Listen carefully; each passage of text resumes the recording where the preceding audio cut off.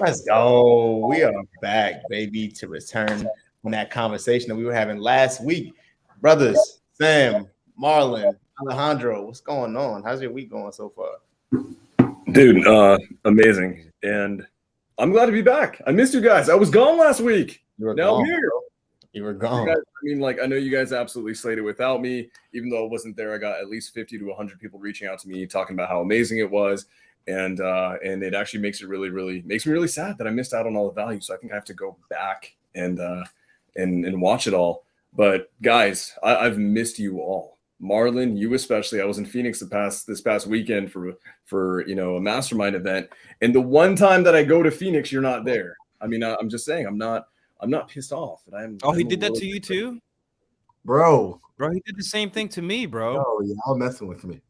Bro, Sam He came to wasn't there when Phoenix I and was in Arizona. I didn't even see him. How about that one?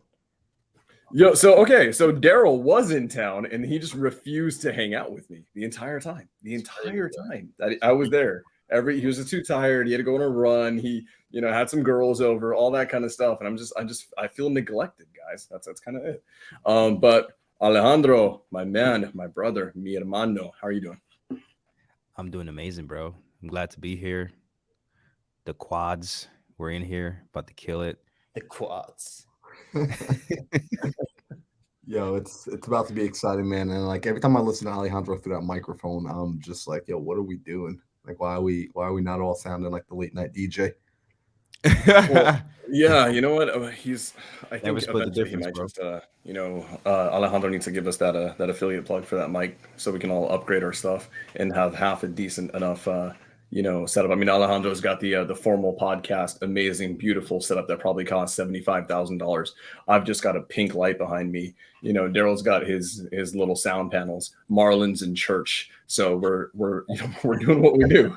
But guys, okay, since I missed last week, so this whole series, right? We're part two, guys. We're part two today on how to make $10,000 in basically your first 30 days of doing real estate investing. Guys, give us a recap of what happened last week while I was gone.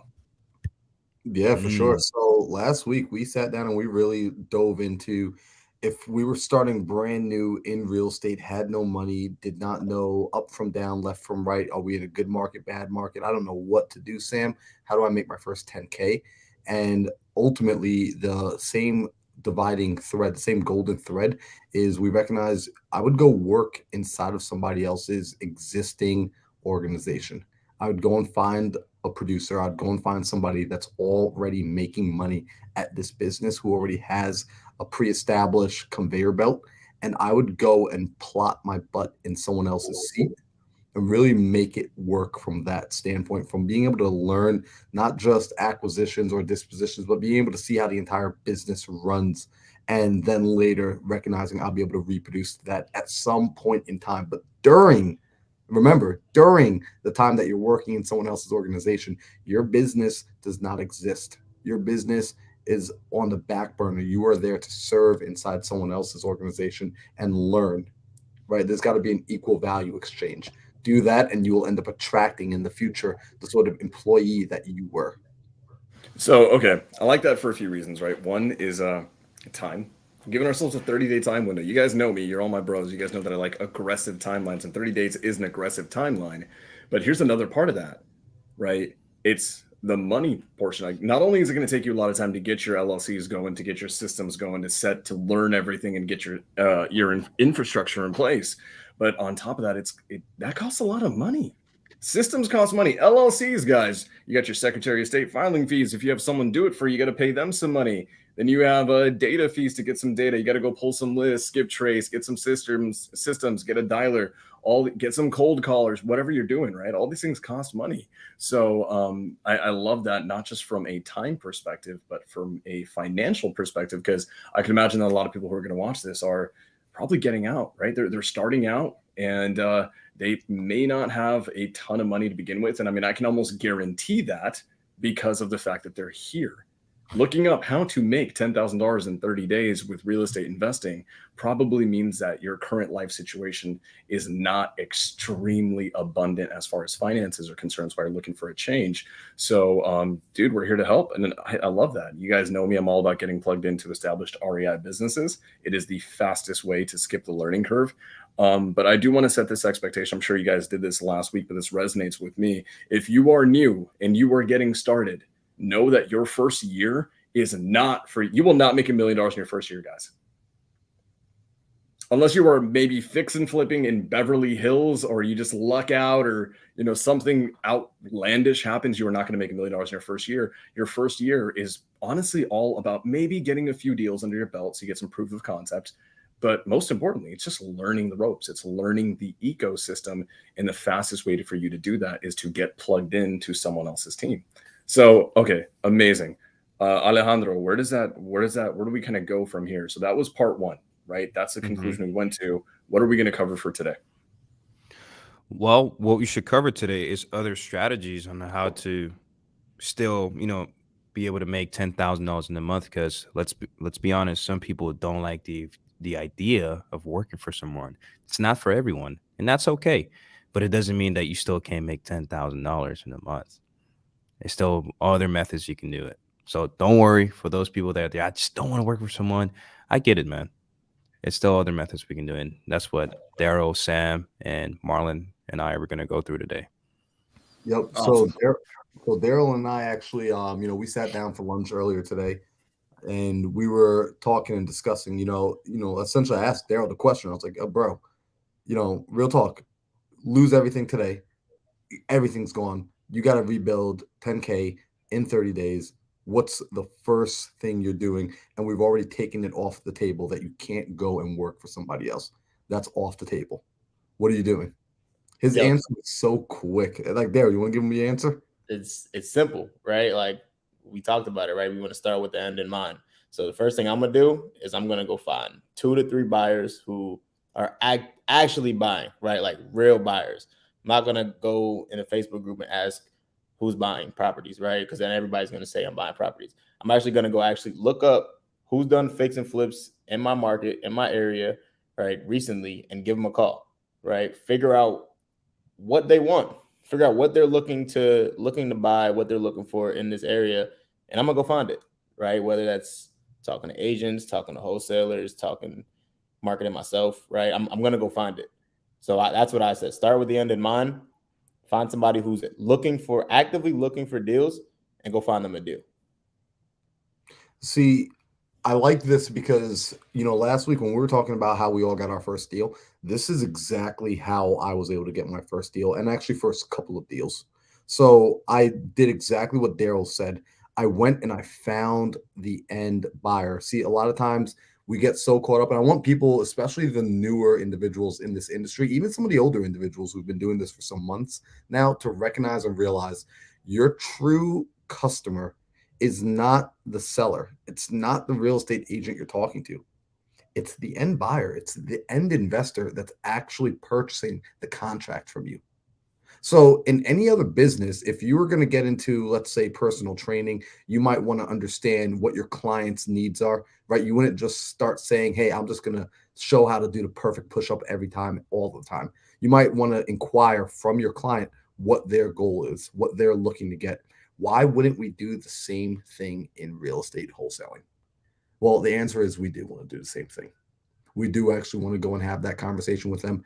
And I was fortunate enough to learn from my buyers exactly what they were looking for, down to the zip code, down to the price point, down to how they actually ran their numbers on renovation. So it gave me all the tools and resources I needed so that when I was having those conversations, I can now actually guide and direct them versus talking in circles, because that's what I see a lot of individuals do when they pick up the phone and they're not actually sure what they're going to do after they get a contract. It's kind of like the dog. It doesn't know what it's going to do if it ever actually catches the car, right? We want to figure that out first.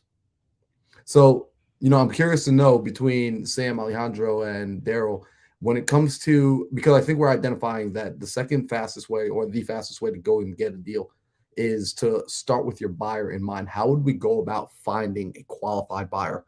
Because like Daryl said something when you go into the Facebook group, and if you type in, who's a buyer, you're going to get a lot of responses. And not all of those people are buyers. So how do we actually identify a good buyer?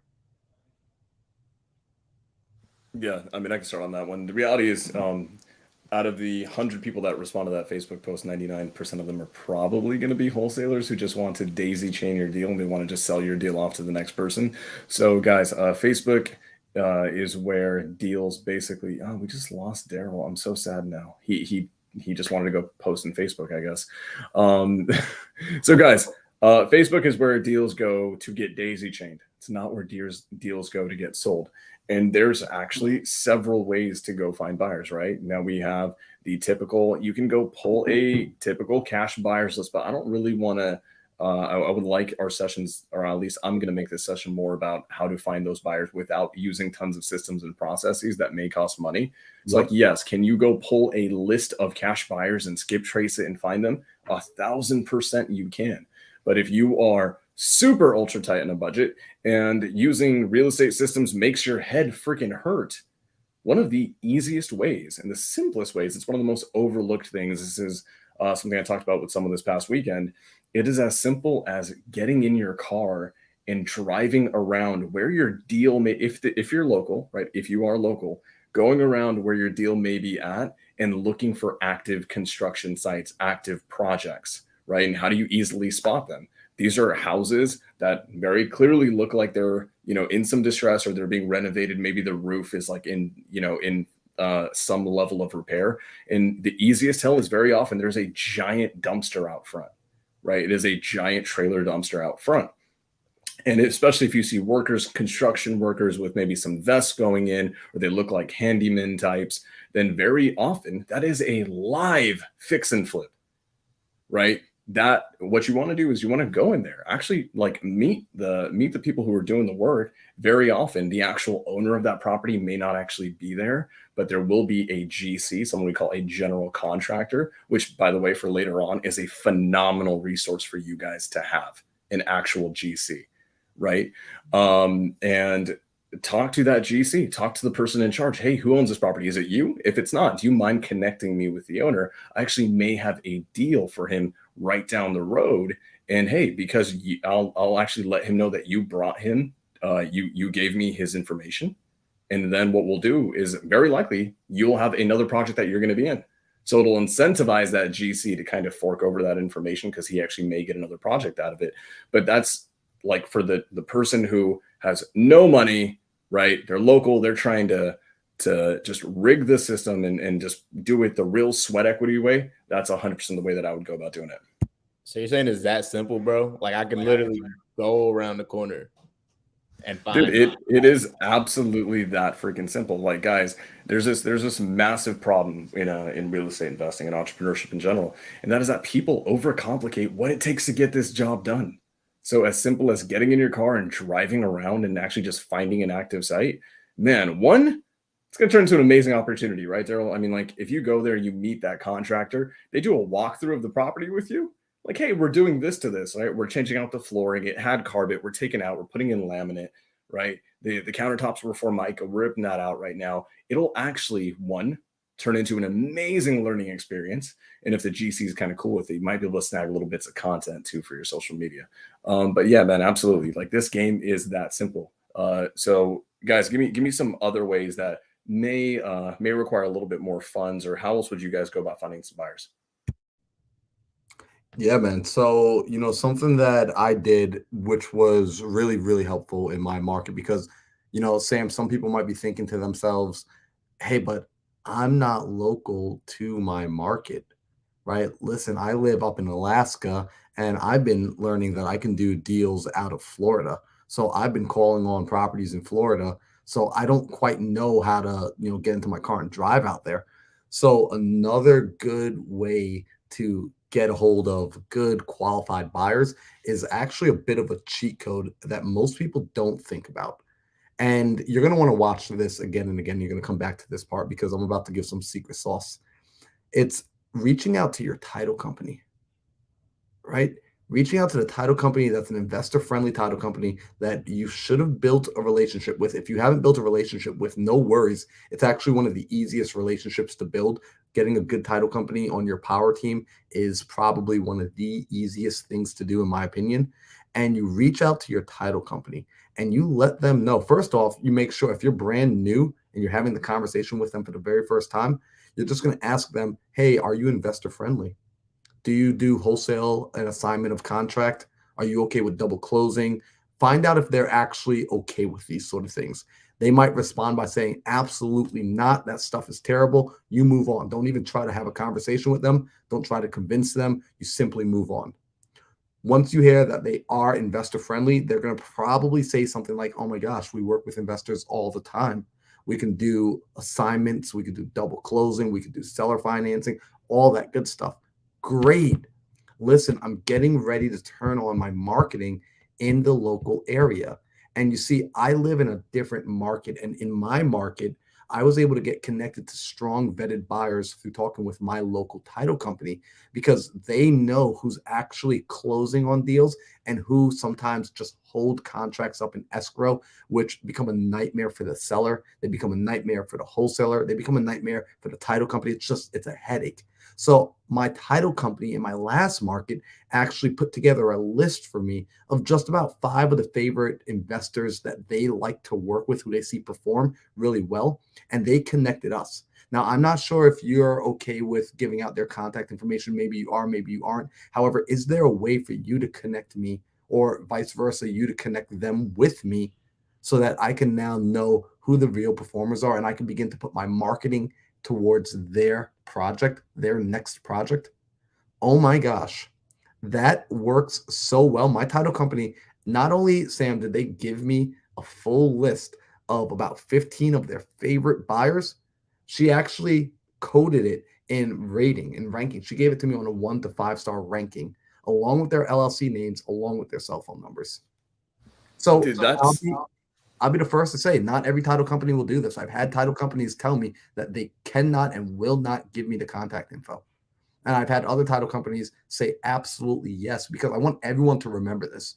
Your title company, some people might be thinking, what's their incentive? Well, they don't get paid unless the deal gets closed. So they only want to work with performers. Remember that. 100%. I think the biggest difference there is when you look at title companies, right?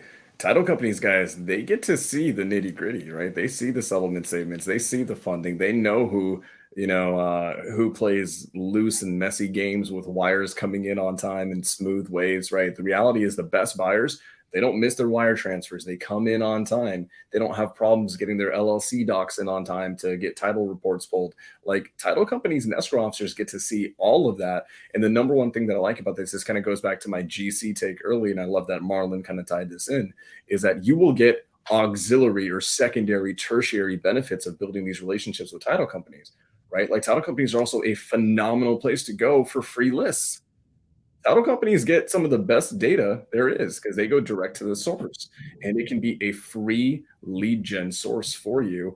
Look at that. Daryl got so excited. He went to a title company right now. He's actually knocking on the door. He wants some free lists. He wants some buyers. So guys, when we talk about implementation of what we teach you, this is what I mean. The fact that Daryl just left is exactly what we're going for.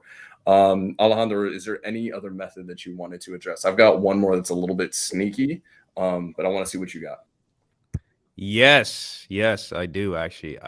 Finding buyers are so fun to me, bro. And there's actually so many different methods that you can do it for free. Is it okay if I share my screen a little bit? Because I know they have some monkey see, monkey do's in here, just like myself. You probably don't want to see it. I would is that love cool with you? I would absolutely Okay. love that. Okay, let me see. Share screen.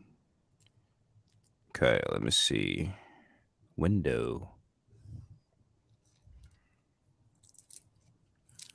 Yeah, in the first 20 minutes, we've already given enough direction on, like, somebody should be able to go out and get a deal tomorrow. Bro, without a doubt. Yeah. If anyone's Exactly. wondering, if anyone's at a newbie, guys, we're like, I think we're all headed there, but none of us are, massively rich, massively established people. But the reality is, we're like, for all of us, I'm telling you right now, the information given is more than enough for you to go and deploy and get some success. Dang, I think Alejandro is stealing the idea that I had for next. Okay. Oh damn, V. Ooh, It's okay, bro. We can share. Dallas. We can share it. So let's go Ooh, to Dallas, Dallas is Texas, real beautiful. quick. So this is what I used to do when I was doing dispo. So I would check for sale, and then on the filter, let me reset all filters here on Zillow. On the filter, you can put renovated. Cool stuff. Renovated, it's going to be what means that it's going to be a fix and flipper, ideally, right? So when you see these properties for sale, obviously you know this can be a fix and flipper. So what you do is you contact the realtor that's presenting the buyer. So you reach out to the realtor. Hey, realtor, I saw that you're representing a fix and flipper on, Kingsbury Drive. Do you know if your buyer's is looking for any more properties in the area? And that's it, right? They're going to tell you yes or no. And listen, when it comes to realtors, I'm sorry, but you're going to have to pound the phone. You're going to have to keep calling them because they're busy getting a lot of other phone calls from people. And you want to make sure you get them on the phone so they can be able to help you. And I'm sure that realtor may know someone else that's in the market for another property, even though that their fix and flipper is not looking for another fix and flip house. That easy.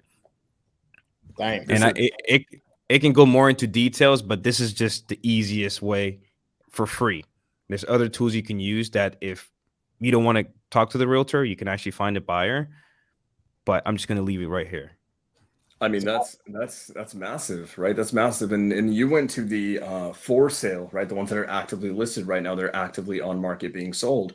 I do the exact same thing. That's actually that's personally is my immediate recommendation to everyone is to use that Zillow hack. Why? Because guys, trust me, in this game, you're going to use Zillow pretty much every single day of your career that you're actively doing this business. I would actually, the only edit that I would make to that, or this is just I guess a matter of personal preference, wherever your deal is, right? Maybe this zip code or this subdivision or this block, instead of going to for sales, go to solds and then just scroll through the listings. It's easy to spot a fix and flip a mile away. Like the one that Alejandro showed is a very obvious one, right? It's got all the modern touches. It's got professional photos that have been edited. And here's the cool thing about that. When you go to those, listings on Zillow, you go scroll down, right? And then you'll see what's known as price and sale history. And what you can actually quickly see is that, property sold, let's just say 6 months ago, but it was bought 5 months before that, right? 4 months before that. That buy price a little bit earlier is what the fix and flipper actually paid for it. And usually that's what they paid a wholesaler for it. So if that fix and flipper bought it for $240 and they sold it for $300, right? They have a gross spread of $60,000, which is actually not that fantastic. That's probably not an amazing fix and flipper there. But well, that's beside the point. But what that means is that fix and flipper in that area, you can actually just call them up, right? You can you can reach out to the realtor, you can go to the LLC, you can skip trace them, get the owner's information, and you say, hey, you have this property on 123 Main Street in this specific zip code, right? And I actually have a house that's maybe about 2 streets down, right? 2.5 minutes away. I think I can actually sell it to you at the exact same price that you bought 123 Main Street at. Are you interested? And this is one of the easiest ways to do it. And guys, this whole setup, right? Whether you did it this way or the way that Alejandro showed everyone on Zillow, that costs zero freaking money. Like, that's the most beautiful thing about this, guys. So like Daryl pointed out earlier, this game, you don't have to have a massive budget to it. It is actually as simple as just looking online at public record, and Zillow is great for that. But I think we're good on finding buyers. I mean, Daryl, unless there's another way that you love to find buyers. Yeah, but you got to pay for it. So I don't know if we should talk about that one today. Yeah, you know what? Well, let's go and skip over that, right? We don't want people to spend a lot of money right now. Okay, guys. So first and foremost, we found the buyers, right? This is actually the most important thing, especially in a market that is trending downward. Time out. Found a way, bro. How could we forget? Hit us. Get off of the damn couch and go to these meetups, real estate meetups, where investors are at, other wholesalers, buyers, real estate agents. Connect with that's a great, like, if you want to use Facebook, use it for that. Figure out where these meetups are at, figure out where these RIAs are at, where people are meeting up, doing the things that you want to do, because that's where you're going to find your buyers. Marlon, if I'm not mistaken, didn't you find that's where I found my very first buyer, and that buyer has been the reason like I got into the market I'm in. That buyer, like that first meetup, that was the very first meetup I went to, and I mean it gave me every resource from a buyer to list to other wholesalers to buy deals from to private capital. So yeah, if you're not going to in-person RIAs, if you're not finding your local RIA, if you're telling me you don't have a local RIA, start a local RIA. You need to be at the local RIA. If you're brand spanking new and you're like, I've never even done real estate before, but we don't even have a local RIA, start it. You can start it by saying we're going to have a watch party of Marlon, Sam, Daryl, and Alejandro every Tuesday night at our house, and then we're going to hang out and network for an hour afterwards. Yep. That's the local RIA, and it will grow. It will get resources. That's so huge, guys. And not to go off on too much of a tangent, but I like things that have multiple returns, right? As investors, we look for leverage, we look for ROI, return on investment, right? Any activity that you do, guys, your time is your greatest resource, period. Doesn't matter. Nothing else matters, or it doesn't matter as much as your time does. And I always look for the greatest ROI on my time. And when you're throwing, or you go to a RIA, or you make your only RIA, right? You make your own RIA. Guess what that does to you in that marketplace, right? You don't have to be doing deals yet. You don't. But it's going to start giving you. Oh, shout out to Nick. Shout out to Nick, baby. Podcast, right? Oh man. Oof. Super chats, baby. Guys, that's the first for this podcast, isn't it? Yes, sir. Whoa, wait. Sam, you missed last week when it turned into a fight for I was getting cashed out by Ayaza and Randy Concepcion. Like they were just like going at it because we were dropping so much value that they just started. I don't even know how they got my Cash App, bro. I didn't even know I had Cash App. So I started getting text messages that I was getting Cash App. That's what I saw that on your Instagram. And now, okay, so while I was away doing an episode of the Origin Story, you guys were actually making money on the podcast. Okay, for sure. I'm just a little hurt. That's all I'm saying. But anyway, shout out to Nick Play. Nick, it's good to see you here, bro. But guys, back to the return on investment on your time. Right, you don't have to be doing tons of deals yet. You can still be brand spanking new, but if you can establish yourself as someone in your community who is consistent and who shows up, and you are documenting all of this for social media, right? And you're documenting this journey of you getting investing and you starting. One, not only in 5 years, you're going to look back at all that and be like, man, it's amazing to see how I got started, like actually see it in visual format. What you're doing is you're establishing a presence in your market as an authority, as a go-to. So for all the people that go to your RIA, right, who may be newer than you, if they start going and doing deals maybe 6 months from now, they're going to think about when they need help, who is a trusted source for me that is consistent, that shows up, and that gives a damn about this community and a damn about new investors like me. So guys, throwing your own investor meetups is one of the greatest things that you guys can do. And I mean, can I give like a shameless plug here real quick? Because we're talking about this. Bro, please. So next, this upcoming weekend, we actually have Pace Morby, Jamil Damji flying into Fresno, California to speak at an event. We're actually hosting a meetup right after an after party. So guys, and this is what it's all about, right? What are we going to do? I'm in Fresno, California, right in the middle of California. We're going to get all the people from the surrounding regions to come in, and they're there to see Pace, or they're there to see Jamil, right? But they're going to do deals together. They're going to feel tangibly, right? They're going to feel like they're part of a community. I'm on an island. I feel like I'm away from, the campfire that is Phoenix, Arizona. And every time I go back, it is just a different freaking feeling to just feel that presence. But okay, guys.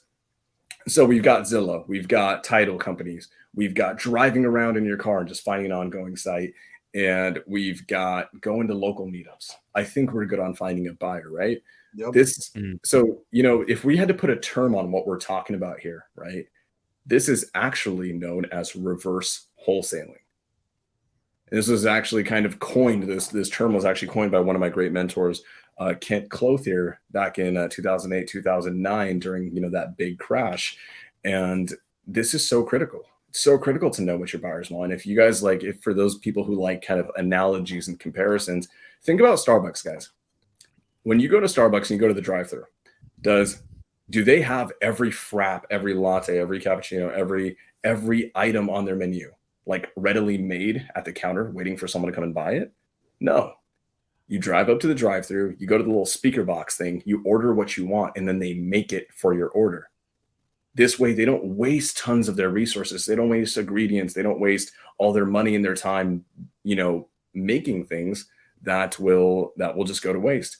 So to cap it off, this is, I believe, in the last 2, 3, 4 years, there's been a gross kind of misnomer that's been thrown out by a lot of fake gurus in real estate and wholesale, and that is this: go find a deal first, and the buyers will come. That only works, guys. Like, even in the greatest market, when hedge funds were overpaying for every single deal, man, if you go get a deal and the numbers make sense on the deal, it's a great deal, but it's in the middle of Alabama, out in the boonies, like, it's not going to get sold, period. So that is a complete lie. Don't do it that way. Telling all 4 of us will tell you, first and foremost, when you do this game, put your buyers first, figure out what their order is. Let's go supply that order. Okay, Marlon, we've got our buyers, right? We've taken them out to lunch. We take them out to dinner, right? We have a relationship with them. We know what they want. What's our next steps?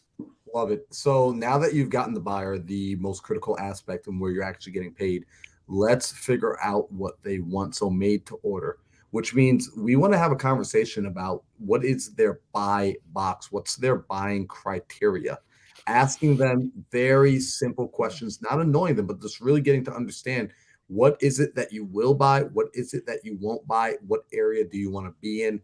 I'm going to go find that deal for you. Right? That's the question I want you to think about. You want to ask them, where are you buying? What zip codes, right? Are there particular zip codes? Where will you absolutely not touch? Where would it be a waste of time no matter what I bring you to bring? And then what are you not touching at all? Are you not touching fire damage? Are you not touching flood damage? Are you not touching anything that needs to be lifted? Right? Figuring out from them, what won't you touch? Because once you now have their buy criteria, I think the easiest way, Sam, and this is what I would advise for people, the easiest way, if we're talking about spending absolutely no money, would be then to go ahead and get their buying criteria and then begin reaching out to other wholesalers, right? Actually talking to other wholesalers who already have discounted properties under contract, who went out and got a contract first, but have no clue how to bring a buyer to the table. They have no idea how to find a buyer, because we always talk about wanting to have conversations with motivated sellers, right? We hear that all the time. Go have many quality conversations with motivated sellers. Well, quick question for everybody. Who's more motivated than a wholesaler who spent the last 4 months following up with somebody who got themselves into a 21-day contract and they're sitting on day 14? I don't know any more motivated sellers and their due diligence period's running out, and their EMD is about to get forfeited 100%. I mean, yeah. I don't think there's anyone out there. And guys, these wholesalers are scrambling. And if you're one, I think we always want to encourage people to operate in the most ethical way possible, especially when they're dealing with sellers, right? Don't go lock up deals hoping that it's going to be a deal. Especially right now in a down economy, in a down market where people are already hurting. Let's not do that to sellers. Let's only lock up deals that we know for sure are going to be deals. And let's not wait till the last minute to try to throw it off to somebody else. But to Marlon's point, 1,000%. There are wholesalers who have the cold callers. They're doing texting. They're doing PPC. They're doing Facebook ads. They're driving around in their Prius, and just kind of driving for dollars. So, Alejandro, where can people find wholesalers who are doing deals? Man, I mean, the first thing, hold on, I think I'm echoing somewhere. I would say you can go to Facebook groups. That's very easy. You can go real estate in your local market, Facebook groups, and then just look at wholesalers that are posting. You can literally stay there and just click refresh, and there's going to be a deal popping up in and out. And then once you see a deal that meets the criteria of the buyer that you built a relationship with, you message that wholesaler and be upfront and be like, hey, I'm the buyer. Can you send me the details? No, tell them, hey, would you be okay? This is what I do personally. I'm like, hey, would you be okay to JV with this deal? Because I have a buyer just give me about 24 hours, and I can have a response for you. I have a buyer that could potentially buy this deal. Would you be okay doing a JV with me? Don't be that wholesaler that's going to be like, hey, I'm the buyer, and then you're going to go sell it to another buyer or even market that deal. Don't do that. That's just going to make you like look bad. And real estate is a very small niche. Like it may be big, but once you do something really bad and a lot of people notice what you're doing, you're going to be kicked out the environment. So be careful. Facebook groups. All right, we got Facebook groups from Alejandro, and I 1,000% have to echo that. Right, the ease of going to a wholesaler and finding a deal for them to to dispo is it's the quickest route in my opinion in this game. Right, this is also known as we have reverse wholesaling, but in the realm of reverse wholesaling, this is actually a niche of that, and this is what we call co-wholesaling or dispo wholesaling. Right, we go out into the world, we find a contract that's already locked up, and we just come in and we do the second half. Right. And that is just finding a buyer, connecting a buyer. To put into perspective, guys, literally today, shout out to Cody Rose. Cody Rose, he's in Florida, young guy. He's got a massive, successful future ahead of him in this industry. Cody's been working on this deal. He's been working on this amazing deal in Tampa, Florida. And he just needed a little bit of help with getting it across the finish line. He's put in so much work on the front end, talking to the seller, talking to the realtor involved, negotiating through and through and through and through. He's a little bit tired. Now he's got a contract. Well, he actually didn't even have the contract. He said, Sam, do you want to buy this deal? I looked at the deal and I said, hey, it's not for me, but I think I know a buyer who this would be perfect for. Absolutely perfect for. And I said, hey, give me a minute. Let me go send this to them. Literally right then and there, I sent a text to that potential buyer. And they said, hey, give me 15 minutes. Let me talk to my husband. 20 minutes later, they called me. They didn't text me. They called me. I want to buy it. When can you send over the assignment? Right then and there, we are locked in. So we said, hey, we've got a deal. We have a buyer at the end. So I said, hey, Cody, he didn't even have it under contract at the time, right? He's like, oh, you have a buyer at this price. And we looked at the numbers at that price. It's where the deal would actually get done and make sense for everybody. Then he ethically went back to the seller, got the signed contract. We are now opening up escrow, right? By the time we opened up escrow, we have a signed purchase agreement, a signed JV agreement between me and him, and a signed assignment agreement. That's how it's supposed to go. This is how, like, outside of an absolute, something horrendously unexpected happening, this is how deals get closed in the best possible way. Okay, amazing. Daryl, where else can we find some wholesalers, man? You wanna know a secret? I love secrets. That same real estate meetup that you met that buyer at, that wholesaler is going to be there too. Big facts. It's a one-stop shop. One-stop shop. Absolutely. I mean, it's so, guys. Let's talk about let's take a minute because I want to stress to especially the new people the opportunities at these meetups, right? A lot of people are like, oh well, I'm a wholesaler. I don't want to go meet other wholesalers, right? Well, here's the reality. At some point, you may not be a wholesaler. You may become a buyer.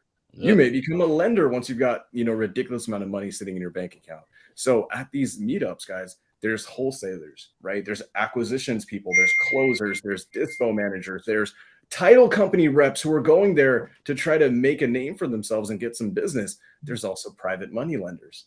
Daryl, and later in the future, once you've gotten a few deals, wouldn't it, when you transition to becoming a buyer, you want to start doing rental properties, own some Airbnbs, you're going to need private capital, right? Without a doubt. And it's crazy because I used to tell myself this story that I was the only wholesaler in my city, right? I'm like, nobody else is investing. Nobody else is wholesaling around me, right? Until I joined the community and realized there were thousands of people doing the same exact thing. I don't know about thousands, but hundreds of people doing the same exact thing, exactly where I'm at, right? And they're actually having these meetups and they're actually connecting with each other and networking, right? So if you're saying that they don't have these meetups where you're at, you're just not hanging around the right people. Make sure you get around the right people and figure out where these meetups are happening. Because like Sam was saying, your lenders are going to be there. Your buyers are going to be there. Other wholesalers are going to be there. And as you transition in this business, as you go from wholesaler to buyer to lender, all of these people are going to be crucial in your journey, right? So just talk to people, right? Like shout out to Brent Daniels, TTP. That literally saved my life, right? Like I used to go outside and not want to talk to anybody. I'd meet people, and like just not have conversations with them, even though just knowing this person may change my life. I used to be so scared just to have a conversation, right? And once I started having these conversations with people, you never know when this person can help you or when you can help them, right? So make sure you're getting out there, getting to these meetups and just talking to people, not be that fly on the wall. Put yourself out there. And I'm going to add one thing, right? Because this falls into line with what Sam and Alejandro and Daryl are all saying, where if you really listen to Sam's story a little earlier, you would have noticed that he was able to text his buyer. His buyer picked up the phone and gave him a call. What's that tell you about the nature of the relationship, right? It's a true, genuine relationship. Yep. It's a relationship where you can pick them up, you can call them, you can show them the numbers before the property is even under contract. If you feel like you can't tell your buyer about the address before the property is officially locked under contract, here's what I would say. You and that buyer don't have a good enough relationship yet. And that's not anything negative about the buyer. It means you haven't done your job yet of cultivating the relationship that's going to grow your business. You need to go out and cultivate that relationship a little bit more. So to Daryl's point, this is why you got to be at those meetups when you possibly can. Go and show them that you're real. Go and show them that you are going to be in this industry for time to come, because nobody wants to spend any time with anyone that's going to be a fly-by-nighter. You guys want to know? Oh, so sorry. Go ahead. No, bro. Like I want to hear, but like it's just if you can see that someone's all right, this person's serious. They're showing up to the meetups. They're committed to growing themselves, this business, and doing it the right way. That's a person worth putting time into, because other people are going to be the best investment that you make in your business.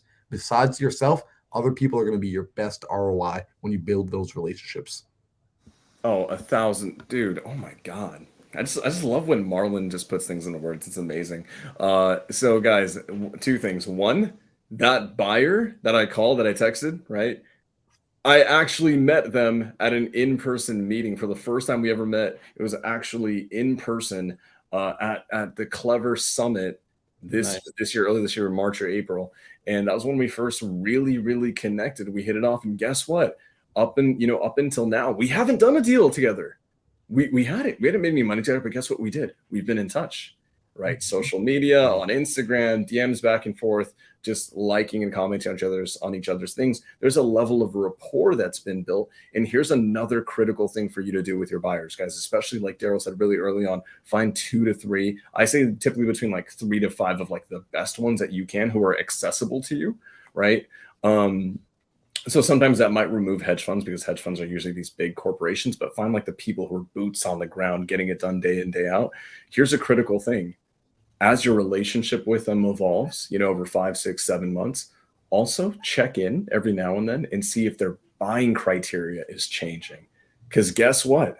I'm buying deals right now that I may not have bought. Or actually, I should say this. 6, 7, 8 months ago, before this downturn in the economy, I was buying deals that I absolutely will not even entertain right now. Why? Because we're in a totally different marketplace. Things are shifting drastically. So 1,000%, make sure you're following up with your buyers too and seeing how they're changing. Why? And most importantly, why are they changing?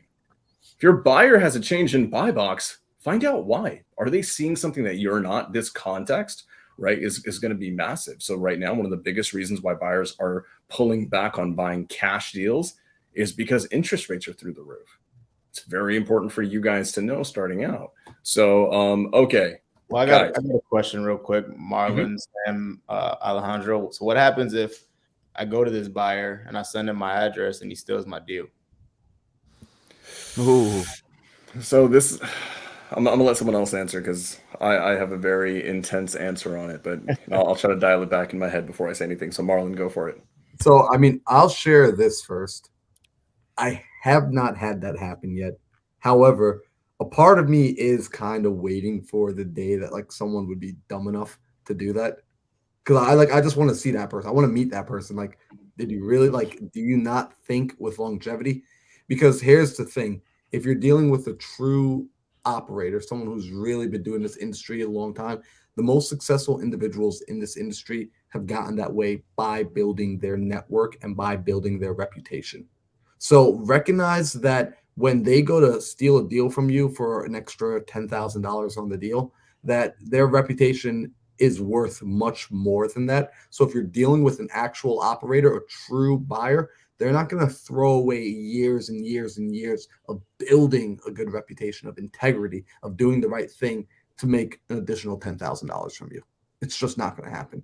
Now, if you're dealing with individuals who would go behind your back and snake you, clearly you haven't been paying attention to a single thing we've been saying this whole time, and you have not found a good buyer yet. However, maybe that's just been my experience, and maybe, I don't know, Sam and Alejandro and Daryl, maybe y'all have run into some of these individuals. I've been extremely fortunate, and I think the energy I put out just doesn't bring those sort of people into my life. I haven't had that happen to me. My partner Ricky is the one that handles Dispo most of the time, but when I was doing Dispo, it's really all about building the relationship with that buyer.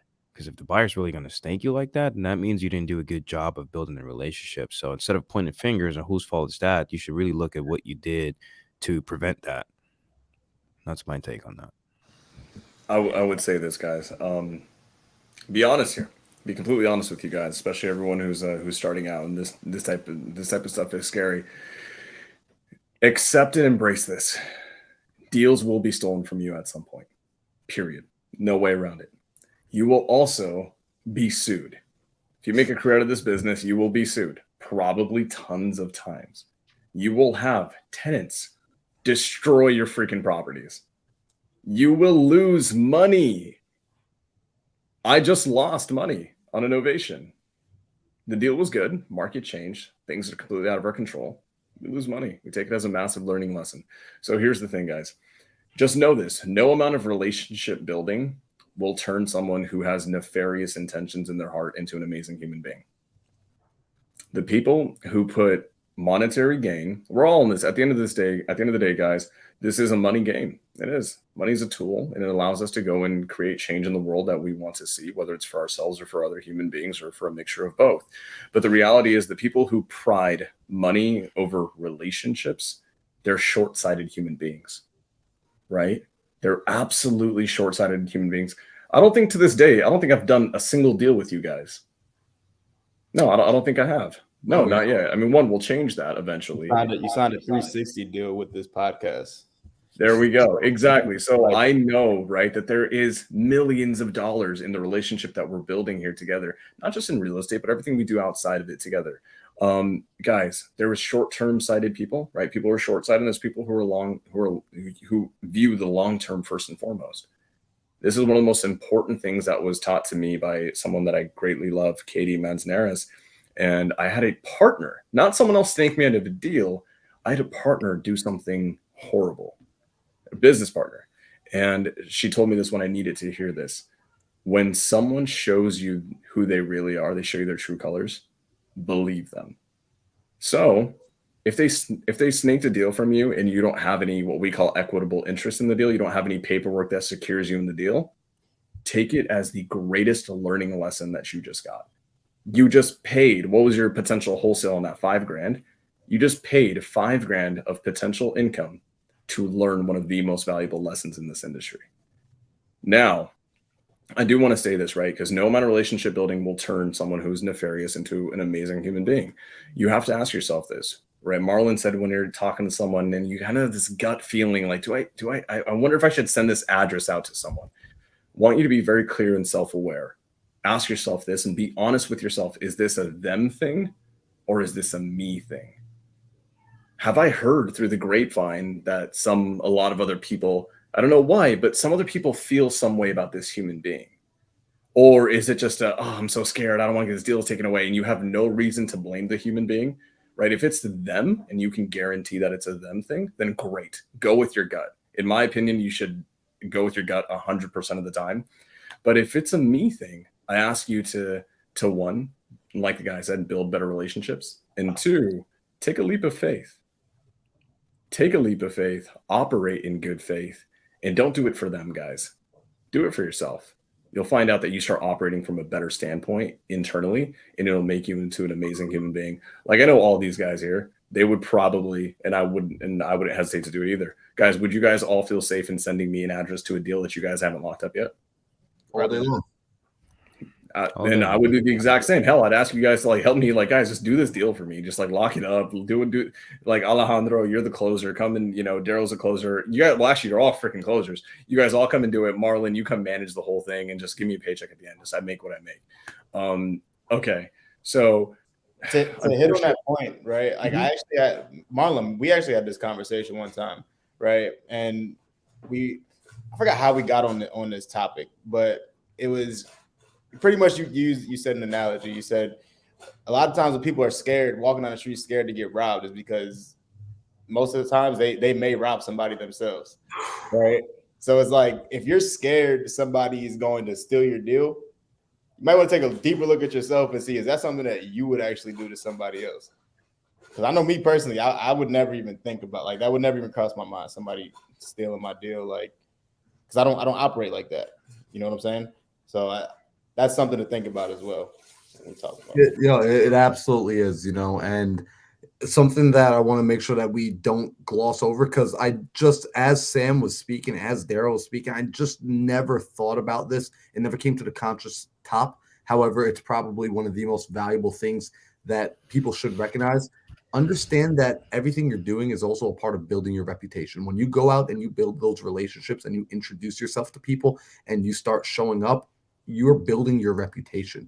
Recognize how valuable that is. Although there's never been a price tag on reputation, you can't go into the store, you can't buy it on the mall. Bezos isn't selling it on Amazon. It is going to be one of the more valuable parts of your business wherever you go. It's going to be one of the most valuable parts of your brand wherever you go. So if you see that now, recognize, build your own. And secondly, if you have somebody that's a little bit, you're like, I'm a little uncertain of, remember, we're telling you to go find the top producers in your marketplace, the top buyers. Other people know them. So what you're able to do is, like, if I'm looking at, hey, I'm thinking about doing a deal with Alejandro, but I don't really know anything about this Alejandro guy, but I see he's in the DFW area. I'm going to pick up the phone and I'm going to reach out to some other people. Hey, have you ever seen Alejandro before? Do you know anything about his business, how he acts, how he operates? If he's a good operator, guess what? I'm going to get good, positive feedback from the marketplace, from the grapevine. So recognize that you'll get good feedback, even like I said earlier, combining it with calling up your title company and checking. Just be like, hey, I'm thinking about doing a deal with such and such. Have you ever worked with them in the past? Oh my gosh, yeah, he's a great guy. We never had an issue with him. He always drops his EMD in 24 hours, right? So do your due diligence on people as well. Sam said it perfect. Check and see if it's a me thing or if it's a them thing. If you start to realize you have no reason to distrust them and it's your own apprehension, it's your own insecurities that are beginning to bubble up, you got to start stepping out on faith, and you got to do some of your own due diligence to curb that faith. And if you learn a lesson from it, beautiful. Now you know how to operate even better. I got like Hung trying to walk in the room, y'all. I got Hung in AJ. Hung Mai? Oh, yo, Hung. Hung Mai? Bro. The Airbnb king of Florida, Hung Mai? Bro, you've been requested. Airbnb king. Yo, they don't know? That guy, what's up, bro? Look at him. Bro, I mean, I feel like I was with you the last couple of nights or something, and now we're in two totally different states. I'm glad you're not disowned it yet. Dude, yeah. I mean, 50% disowned, right? So this is what happens, right? Hung was with me, guys, for this past weekend. Like, we're like tied at the hip, and then the second that I leave, he goes and just like attaches to Marlon. So I just know where we stand in our relationship. Okay. But Hung, we miss you guys. Everyone, if you're not following Hung Mai, especially on Instagram, one of the dopest human beings. And I mean, guys, I think I don't know about Alejandro, but Marlon, Daryl, and I spent quite a bit of time at Hung's Airbnb in Orlando, and oh my God, it's one of the best ones that I've ever seen. So if you guys want to find, the Airbnb, in my opinion, the Airbnb king, it's Hung Mai. So There it is, guys. At Hung Mai You with a guys little V in the middle. appreciate it. Okay, go, dude. Go bring us a deal. Can you go bring me a deal, please? Like, can we just do a deal together? I got Thank you. you. I Thank got you, bro. Okay, guys. So as we're wrapping it up, this is what I want to talk about last minute, and then we'll kind of set expectations for next week as we continue this series. I think it's really important because we talked about, hey, like a deal is going to get stolen from you at some point. This is the unfortunate truth. But let's talk about how we can protect ourselves from that happening without just working on good faith. And this is what we call a joint venture agreement or a JV agreement, right?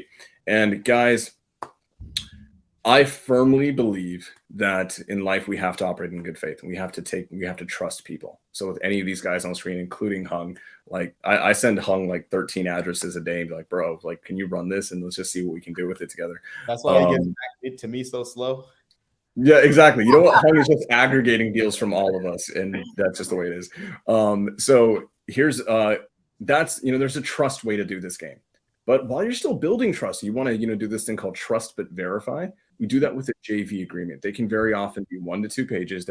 Trust me, you guys are already overthinking what this looks like. It is on paper, in fact, sometimes the simplest agreement that you will have. And a JV agreement basically just says this. Or actually, before I talk, Alejandro, what does a JV agreement typically look like? Because I feel like I've been talking a lot. All good, man. This is all great information for everyone. But joint venture agreement, also known as JV, that's where it states the terms of what you and the JV agreed on. So you share the address. We're going to share the proceeds 50-50, 70-30. You can have as many JV as you want in there, but obviously the less you eat out the pie. But either way, a check is better than zero. But that's where you put the terms, and yeah, you send that out to the escrow company, and the escrow company is actually going to wire your funds directly, so you don't have to rely on anyone sending you your paycheck. That's what I love about JV agreements. So there you go, guys. That is so critical. I have to say this, when you start operating with people who have an extremely high degree of trust, it's a little bit of a different story. You can take some more leniencies, right? Because there's a massive relationship. But until you're there, right? Until you're as close as I am with all the guys on the screen right here, I would highly, highly, highly recommend that, you do a JV agreement. What you can do is simply, you can go ahead and very quickly, easily Google, right? Like real estate wholesale joint venture agreement. You'll see a bunch of templates. They're all essentially the same thing. You're going to make it deal specific. And here's the most important thing that he said. It has to be held at title. If it's not held with a title company, right, or an attorney, right, if you're an attorney state, then basically does very little. It is how you secure that the funds are going to be sent directly to you from a third party that is actually being regulated. Guys, unfortunately, wholesalers aren't being regulated. I'm a massive advocate for that happening. It's not happening quite yet. But when you go and house that at title, once the deal's closed, there's a $10,000 assignment. Let's just say me and Marlon split it 50-50. The 10K is not going to go to Marlon, and then I have to trust him to Cash App me or Venmo me $5,000, right? The title company will actually do the 5 and 5 split directly. Baby. Daryl, bro, because we have to wrap up right here. What are we going to cover next week? Next week? Oh my gosh! I think are we going to continue how to get $10,000 in 30 days? Heck yeah! There's so many different ways, right? Like that's the hard part, right? That's the fun part is figuring out which way you want to be successful in real estate, right? So we have 4 avenues to go down next week. Yes, I mean we covered getting inside of someone's acquisitions business. We covered starting with your buyer. So I think now next weekend we start to tap into a little bit about the wholesaler, going and picking up the contracts from the wholesaler. So I think next week now we can start to actually look at what's the easiest form to acquire leads, to acquire actual properties. Now that you've, this next week, hopefully everyone watching this, you should be spending the next week going and getting at least 3 to 5 strong, credible buyers, building a relationship with them, asking them what they're looking for, and then going through Facebook groups in your local marketplace to find them deals. And then next week when we come back in here, will show you how to now get off of Facebook, still leveraging a free source and doing some realtor outreach, working with other professionals. So building out I call it your power team, building out your power team of the people you need to have in order to make this business work for very little to no money at all. Guys, this is what I'll do. Love it. I have one request because these guys are dropping insane value. We even got a guest appearance from freaking Hung Mai, which is really amazing because guys, he lives in Florida. He's in Arizona right now. He flew across the country just to make an appearance on our podcast. Thank you so much. So go ahead and follow Hung Mai on Instagram at Hung V Mai. One thing that I have is this: for anyone who's new and you actually don't know what a JV agreement looks like, here's what I'm gonna do for you guys. Go subscribe to all of our YouTubes. Send me a screenshot that you're subscribed to them. We'll double check it. And then I will actually go ahead and make a state-specific JV agreement for all of you guys. Damn. To you guys. So boom, if you guys want your first freebie, there you go. Guys, you guys are amazing. Daryl has to run because he actually has to go close a big deal right now. Any last words from my man Alejandro? No last word. Well, yes, I guess last words. Yes, this was great. Love spending times with you guys, and I love to see the viewers continue growing and growing. So, guys, if you got any type of value from this, please share this with your friends. Doesn't cost you anything. Click the link, copy the link, send it to your friends. Hey, these guys are giving out free value. So that will be much appreciated, and I appreciate everyone. I can vouch for all of them. And here's my criteria. If you're gonna JV with someone, if you're not willing to sleep with them, don't JV with them. that's the gold nugget right there. And goodbye, everyone. I gotta catch a flight, but I'll see you guys later. All right, there you guys go. We will see you next week. Peace, everybody.